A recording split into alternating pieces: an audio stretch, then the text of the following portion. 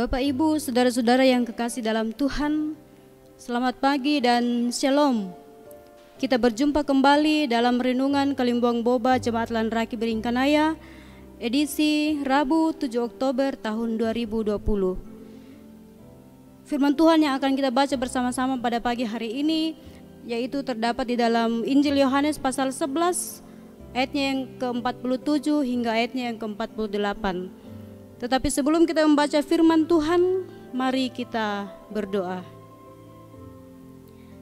Kepadamu ya Tuhan, pada pagi hari ini kami bersyukur oleh karena kasih setia Tuhan tidak pernah berkesudahan di dalam kehidupan kami. Pada pagi hari ini ya Tuhan, kami boleh bangun dari pembaringan kami. Kami boleh menikmati hari baru, hari karunia Tuhan di dalam kehidupan kami. Di dalam kami menjalani akan kehidupan ini Tuhan, secara khusus untuk hari ini, kami akan melandasi kegiatan kami dengan firman kebenaran-Mu. Kuasailah kami Tuhan, semoga firman-Mu ini boleh kami pahami dan boleh kami pakai sebagai pegangan di dalam kami menjalani hidup ini. Berfirmanlah ya Tuhan, karena kami telah sedia untuk mendengarkannya. Di dalam nama Tuhan Yesus kami sudah berdoa. Amin. Yohanes pasal 11 ayatnya yang ke-47 hingga ayatnya yang ke-48. Lalu imam-imam kepala dan orang-orang Farisi memanggil mahkamah agama untuk berkumpul, dan mereka berkata, "Apakah yang harus kita perbuat? Sebab orang itu membuat banyak mujizat. Apabila kita biarkan dia, maka semua orang akan percaya kepadanya, dan orang-orang Roma akan datang dan akan merampas tempat suci kita serta bangsa kita." Demikianlah firman Tuhan. Amin. Tema perenungan kita pada pagi hari ini yaitu persepakatan untuk membunuh Yesus.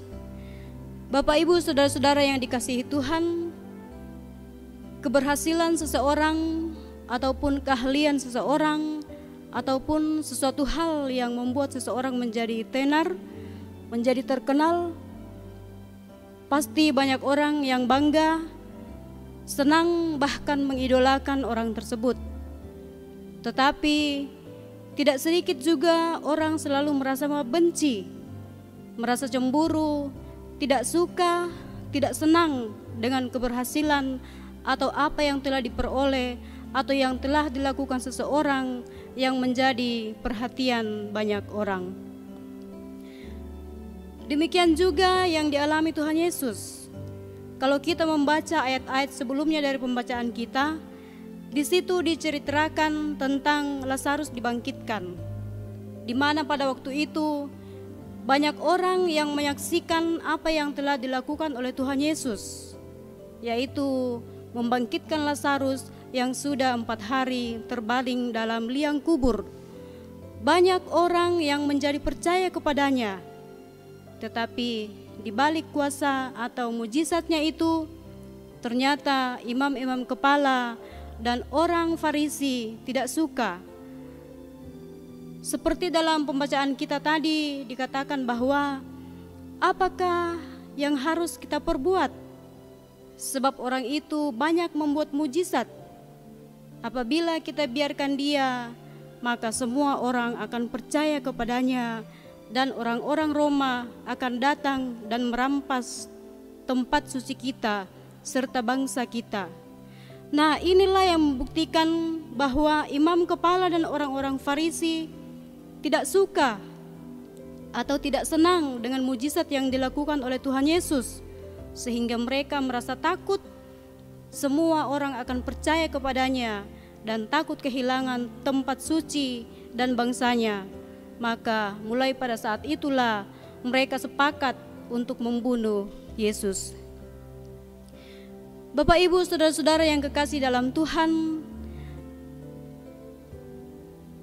demikian juga yang sering kita jumpai dalam kehidupan kita.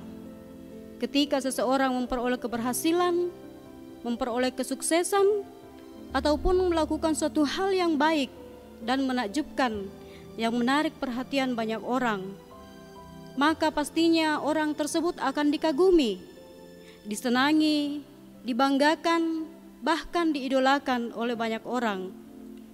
Tetapi ada juga yang tidak suka, merasa cemburu, merasa tersaingi, iri hati, dan membenci, dan pada akhirnya timbullah niat yang tidak baik dan merencanakan sesuatu untuk mencelakai, bahkan niat untuk membunuhnya.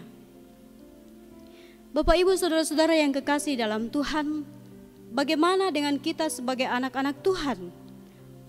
Apakah kita pernah merasa cemburu, iri hati, dan membenci seseorang atas suatu keberhasilan ataupun perbuatan baik yang dilakukannya?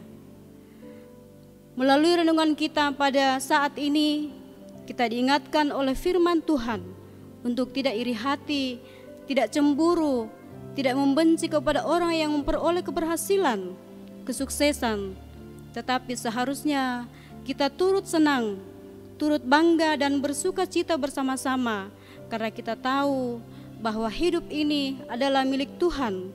Apapun yang kita alami, baik itu keberhasilan, kesuksesan, kekayaan, kesehatan, adalah milik Tuhan. Tuhan yang mengatur semua perjalanan kehidupan kita. Oleh karena itu, marilah kita selalu memberi diri untuk dipimpin oleh Tuhan, sehingga kita selalu hidup penuh kasih seperti Tuhan Yesus. Roh Kudus menolong kita dalam menjalani kehidupan ini. Amin. Mari kita berdoa. Sungguh indah ya Tuhan firman-Mu yang telah menyapa kami pada hari ini. Firman-Mu Tuhan mengajarkan kepada kami untuk kami tidak memiliki rasa cemburu, iri hati kepada keberhasilan yang dimiliki oleh seseorang, tetapi seharusnya kami harus turut senang, bangga, dan senantiasa bersuka cita bersama-sama atas keberhasilan atau kesuksesan yang dimiliki oleh orang lain. Mampukan kami ya Tuhan untuk kami selalu mengaplikasikannya dalam kehidupan kami, sehingga kehidupan kami senantiasa hidup penuh kasih seperti Tuhan Yesus. Terima kasih ya Bapa di surga, segala keberadaan kehidupan kami sepanjang hari ini kami serahkan ke dalam tangan pengasihan Tuhan. Tuhan yang akan senantiasa memelihara kami. Kami berdoa ya Tuhan untuk anak-anak kami yang sedang belajar secara virtual dari rumah. Tuhan kiranya senantiasa memelihara kehidupan mereka, memberikan semangat kepada mereka, sehingga mereka tetap dengan setia, tetap belajar dengan baik. Dan pada suatu saat jika pandemi ini sudah berakhir Tuhan, maka mereka akan kembali ke sekolah untuk belajar bersama-sama. Terima kasih ya Bapa di surga, kami juga berdoa kepadamu, mendoakan akan pemerintah, bangsa dan negara kami, di mana sampai pada hari ini Tuhan, sampai pada saat ini, bangsa dan negara kami bahkan dunia ini masih dilanda oleh pandemi COVID-19. Tuhan yang berkuasa atas segala sakit penyakit yang ada di dunia ini. Oleh karena itu Tuhan yang akan senantiasa memberkati dan memelihara kehidupan kami, menjauhkan kami dari segala berbahaya sakit penyakit ini, sehingga pada suatu saat yang Tuhan tentukan, wabah ini Tuhan akan segera berlalu dari kehidupan kami, dan kami tetap leluasa untuk memuji dan membesarkan akan nama-Mu. Terima kasih ya Bapa di surga. Segala aspek kehidupan kami serahkan ke dalam tangan pengasihan-Mu. Tuhan akan tetap memberkati kami dalam kami menjalani kehidupan ini. Terima kasih Bapa di surga. Inilah doa dan permohonan kami yang kami sampaikan kepadamu, beralaskan kasih anak-Mu Yesus Kristus adalah Tuhan dan Juru Selamat kami yang hidup. Amin. Demikianlah renungan kita pada pagi hari ini. Tuhan memberkati kita. Salam sehat.